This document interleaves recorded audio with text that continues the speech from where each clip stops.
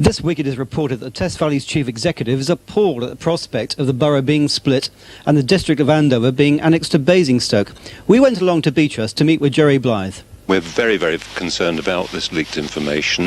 In fact, their first recommendation would be very, very disappointing as far as Test Valley is concerned, but their second alternative proposal is much, much worse, and we would be appalled if that proposal was actually to be introduced in due course, because it would in effect mean the end of Test Valley as an administrative unit and really as a unit of identity of the local community itself. What is the history of this, sir? I think we really need to go back to about 2 years ago when the government appointed a local government commission to review local government in England. The chairman was appointed as Sir John Banham, and they've been looking at the country as a whole for the last 2 years and came forward with proposals for the review in Hampshire. The Hampshire authorities responded to that. We all had to make our responses by the 8th of April of this year. Test Valley was very clear on its proposals. It said that if there had to be change, then it would suggest that the new system should enable Test Valley to be able to take over on its own boundaries all of the functions which a unitary authority would be enabled to do. And its second preference was that if it was felt that that area wasn't quite big enough to do the job, then its second preference would be to link up with what we call Western Hampshire, so the whole of Test Valley would join up with Winchester and its western parishes to become a new unitary authority based in this part of the area. And so those were our two proposals, very strongly supported by the local community. 56% of those that responded to our survey and questionnaire said that they would prefer to see a unitary authority based on our boundaries, and just about 20% felt that they would like to support the Western Hampshire one if our first proposals weren't acceptable. So what do you think this will mean to the people of Andover? I think, really, again, if I can just go back on it, because a lot of people don't quite understand what a unitary authority is. At the moment in local government in this country, we have what we call a two-tier system, which means, as you probably know, we have county councils and we have district councils. District councils are responsible for recreation and leisure, housing, environmental health and local planning. And, of course, the counties have this wider strategic role and also responsible for major funding proposals like education and social services. If we had a unitary system, all of those functions would be brought together under the control of one authority as opposed to the two-tier system. And so that's the starting point. So the new proposals that are coming through, which have been leaked, is the first recommendation of the Local Government Commission is that Hampshire should remain two-tier with the exception of the two big cities, Southampton and Portsmouth, who until the last reorganisation in 1974 had all of those responsibilities anyway, so you could call them ex-unitary authorities. They were county boroughs that did all of those functions. So on the recommendations of the Commission, those two authorities would retain all of those services, leaving the rest of the county broadly as it is at the moment, though there is scope for improvements. But it's the second alternative proposal that causes us to say we would get the worst of all worlds. If I can explain those rather carefully, the second proposal would be that Test Valley would be split. It would be the only authority in Hampshire to be split. And the recommendation is that we should have 7 unitary authorities.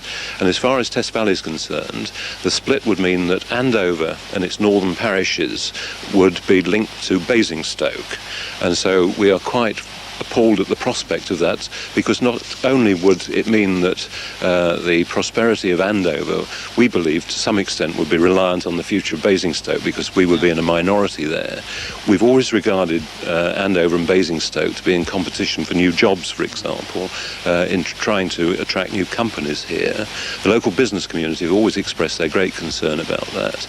And we're also concerned because Basingstoke quite naturally looks to the M3 corridor, the Thames Valley and eastwards, whilst we are a market town, very sensitively developed market town in my view, and haven't really got the same character as the kind of city of Basingstoke has. So we'll be in direct competition, and we don't see any sense of identity and affinity. We don't see that the residents of Andover, and particularly the parishes around them, really have that linkages or bond with Basingstoke, and it would take many, many years to recreate that.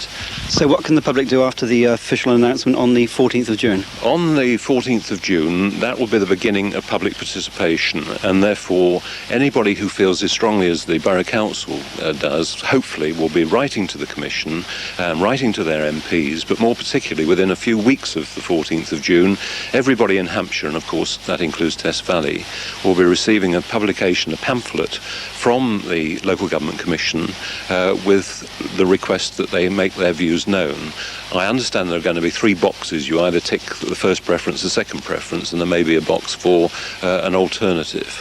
And so it will be up to the people in this area to respond and hopefully make their views very clearly known. We shall be issuing a special edition of the Test Valley News within the next few weeks, which will give a clear indication of the Council's views, and we do really hope that many people will support it. It's not just, of course, Andover, because I didn't complete the second part of the split, and that is equally appalling in my view, and that is that to the south of the area that will go to Basingstoke, the rest of Test Valley would then join with what is going to be called, what will be, I don't know what it will be called, a great big block of administration right across the centre of Hampshire, spreading from the Wiltshire borders, which we abut, right the way through to the borders of Surrey and West Sussex. We cannot possibly see that those people living on our Wiltshire borders have any affinity whatsoever to those on the Surrey-West Sussex borders, and therefore once more Test Valley would become a minority interest in that very wide area, and therefore the objective of trying to get local government closer to the community, which has been one of our major platforms, will be completely negated, and we can't see any sense in that.